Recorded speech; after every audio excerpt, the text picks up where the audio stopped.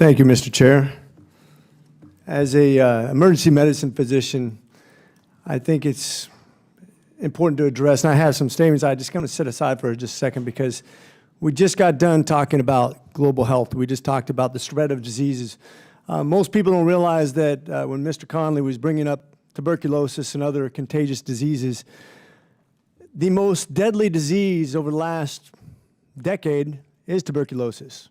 About 1.7 billion people are affected with it right now. Some estimates, the CDC said, I'm not sure if I trust all the CDC's data, but it says about 23% of the world population has been exposed to or has some sort of TB infection, most of it latent, of course, and about 1.5 million people die of TB every year.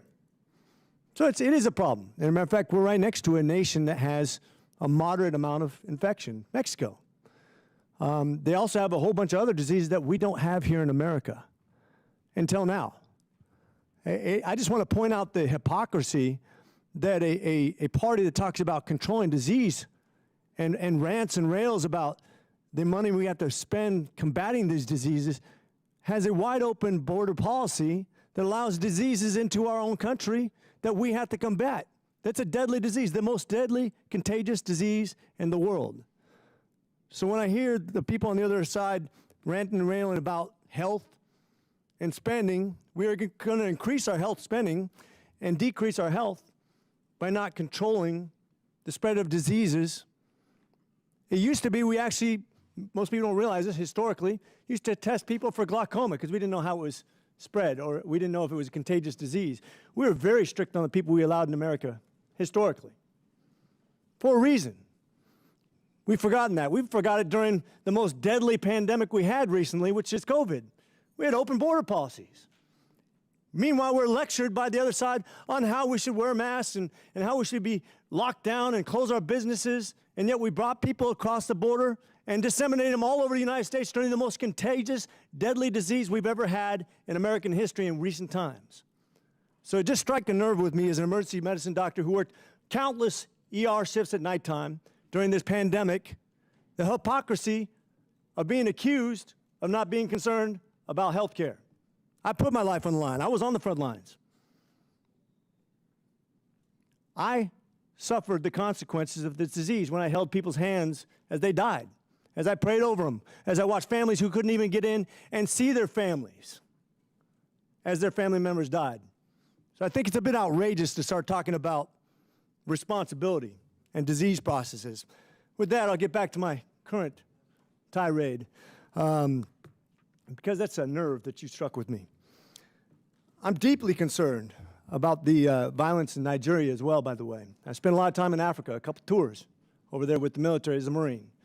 I spent months away from my family, and I understand that we have an accountability problem, and we have a significant problem with violence over there against our own folks, which I'm deeply concerned about, and I think some of that comes from the foreign policy weaknesses that are perceived by our current administration.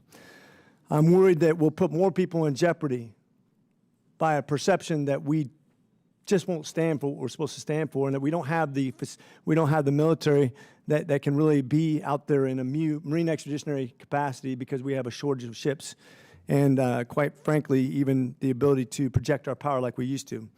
When it comes to you, I really want to give you time because I don't have a lot of time. I'm sorry about the distraction. Once again, it hit a nerve with me. But transparency for the government is really important for all of us. I think we'd all agree on that. When you were confirmed 2 years ago and you pledged to make reforms to the agency, from my understanding, you made a promise about changes and transparency, but I haven't seen your promised list of changes. Are you ready to publish that as far as changes from when you took over to where you're at right now, and what you intend to do to make sure that we're transparent in all the monies that we spend? Again, I'm not sure if you're talking about transparency related to awards that USAID gives in the world, transparency to how we hire people, but any aspect of that, I'm absolutely happy to engage on. I mean, I'd want you to, if you could be specific about what you want insight into, we're here. No, and I'm not accusing you of anything, by the way. This is not a confrontational statement. It's more of we went through kind of how when you took over and you're in your present capacity. We were just talking, and I know I'm out of time, but we'll talk more. I'm looking forward to work with you, working to see how you're reforming and making sure that we have really good transparency so we can move into the future as we're doing what we're supposed to do around the world. With that, I yield. Gentleman yields. Chair recognizes